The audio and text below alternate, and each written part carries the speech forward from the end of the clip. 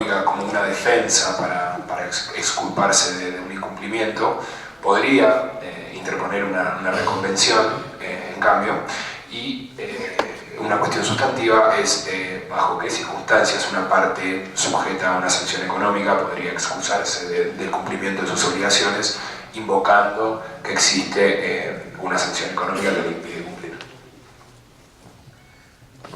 Muchas gracias, Pablo, y muchísimas gracias a la organización por invitarme a este evento y a Cusco.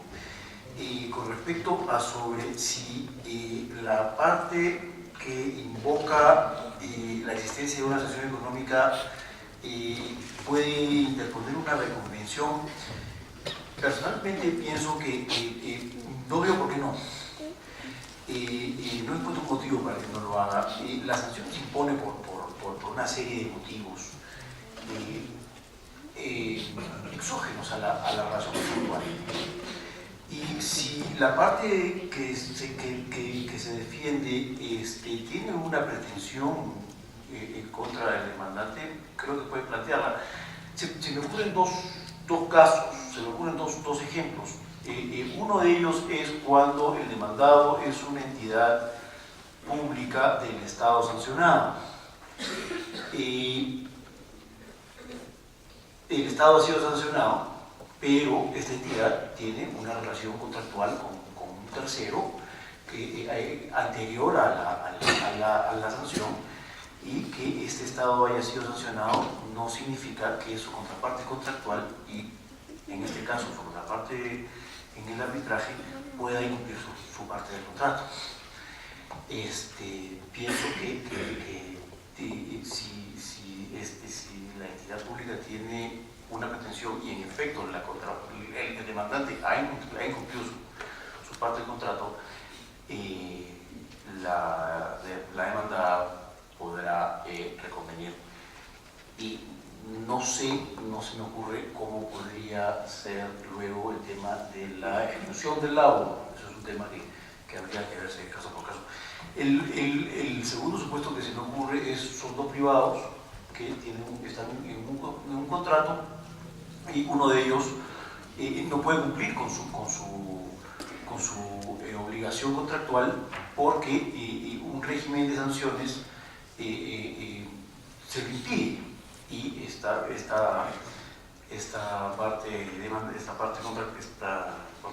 parte contractual y en el arbitraje lo plantea a su contraparte contractual y busca una salida, busca modificar su obligación contractual, y aquella parte que demanda es intransigente y no le da opciones de solución a la demandada. Entonces, yo creo que la demandada puede, sin duda, plantear una reconvención. Con respecto al tema sustantivo sobre bajo qué circunstancias una parte puede, sujeta a sanciones,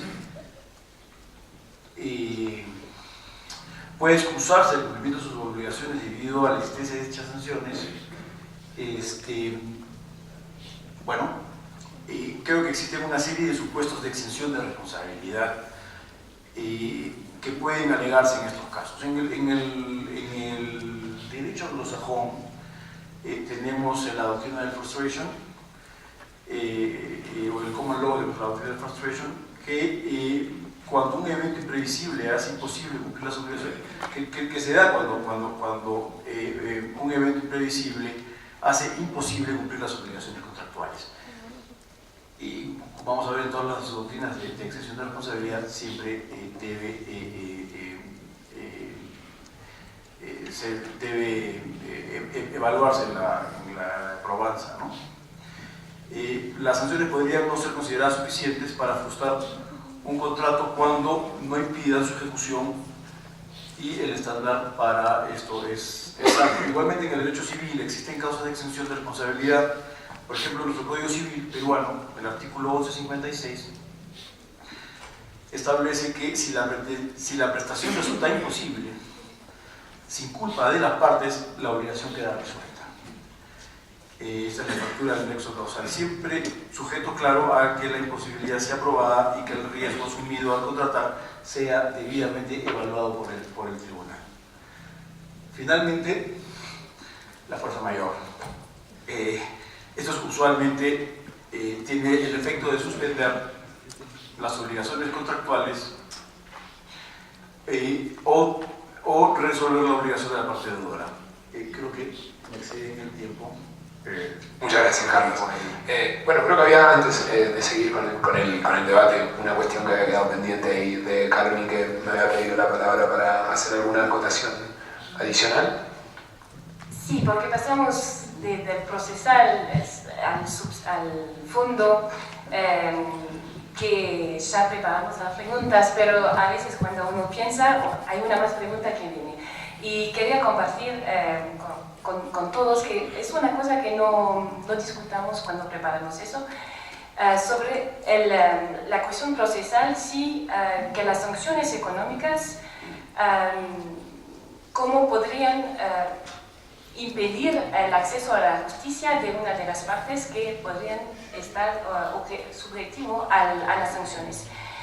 Y es una problemática bien del tiempo, cuando hay un conflicto de derechos fundamentales, porque una sanción económica se está tomada para proteger derechos fundamentales, por ejemplo, el derecho a la seguridad de la población, por eso hay unas sanciones económicas que está tomada. Pero en contra de esto hay que prestar atención a que esta medida no impide un otro derecho fundamental, que es el acceso a la justicia, aún esta parte sea subjetiva a estas normas. Solamente para discutir. Sí, y a mí me gustaría también añadir, de verdad que lo pensaba comentarlo en un tema que vamos a discutir luego, pero me parece que es importante también decir que en la mayoría de las reglamentaciones donde se establecen las sanciones económicas, se permite a las entidades objeto de la sanción a pedir autorizaciones o licencias, y que una de esas autorizaciones o licencias, la más conocida, a lo mejor la más utilizada, es la de descongelar los fondos precisamente para pagar servicios legales. Y dentro de esos servicios legales, generalmente está entendido el cubrir los costos de un proceso arbitral. Entonces, con eso, de alguna forma se puede sobrevenir el problema suscitado por Caroline sobre lo que es el acceso a la justicia. Solo una palabra sobre este tema, porque es algo que me fascina, me interesa mucho también, y no he podido tratar de esto con el tiempo que me queda por mi presentación, pero es interesante ver cómo el sistema de sanciones de Estados Unidos, particularmente, tiene este posible carve-out, precisamente por los honorarios de los abogados y de los representantes, en particular en el caso del Tribunal Arbitral Irán-Estados Unidos.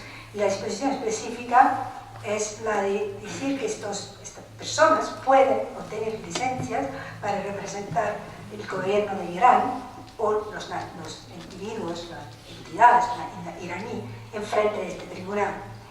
Y lo que no sé es que si esto también se puede extender a los árbitros, porque a los honorarios de los árbitros. Normalmente sí, me parece que sí, porque yo creo que el lenguaje es bastante amplio para permitir también de pagar a los árbitros. Bien, muchas gracias. Y volviendo a las cuestiones ya sustantivas de un contrato, supongamos que una parte invoca, como bien decía Carlos, o hardship o frustration o una cuestión de fuerza mayor para eximirse de su cumplimiento bajo el contrato. Quería preguntarle a Juan Eduardo cuál considera que debe ser la ley aplicable para definirle esa cuestión, pero puntualmente qué sucede si, con respecto al requisito de imprevisibilidad que debe tener una cuestión para ser considerada fuerza mayor, y qué sucede si en la imposición de sanciones era ya una circunstancia previsible. Bueno, la realidad es que las sanciones económicas van a depender mucho en la forma en que estén adoptadas, porque es difícil aquí dar recetas porque las situaciones pueden diferir. Por ejemplo, si nos vamos a las sanciones económicas que aplica Estados Unidos, las sanciones están redactadas en forma bastante amplia y afectan no solo a los americanos y a las subsidiarias, sino también a todas las empresas que hacen comercio con Estados Unidos.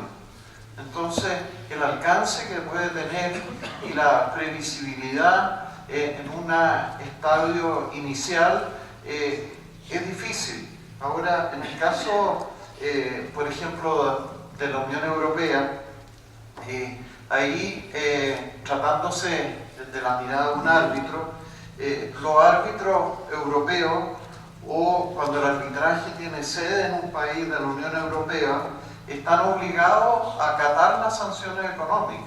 Entonces, este es un tema, a mi modo de ver, que debe levantarse desde una etapa, un estadio inicial, y en definitiva es un tema muy relevante porque puede estar comprometido no solo el reconocimiento del laudo, un problema de nulidad del laudo, sino también la responsabilidad de los propios árbitros frente al cumplimiento de las sanciones que vamos a tratar más adelante. Gracias. Y bueno, no quería dejar antes de pasar a las demás cuestiones que nos está apurando un poco el tiempo, que estoy viendo ahí que me están haciendo señas, quería pedirle a Carlos si puede hacer alguna reflexión breve sobre el impacto que podría tener un régimen de sanciones económicas en el arbitraje de inversión, principalmente en dos cuestiones: desde la óptica de un Estado que impone sanciones, si puede invocar dicho régimen, y desde la óptica del Estado sancionado, es decir, si puede invocar también que ante la imposición de sanciones económicas ha incumplido alguna obligación de trato bajo un tratado para inversores extranjeros. Gracias nuevamente, Pablo. Creo que no tenemos todavía elementos de juicio suficientes para saber, para tener una respuesta cierta. Las variables y las posibles combinaciones son muchas todavía. Se me ocurre, por ejemplo, que el demandante, que el Estado demandado haya recibido sanciones y habría que analizar la naturaleza del alcance de estas, quién las impone, a quiénes relaciona, si solamente el Estado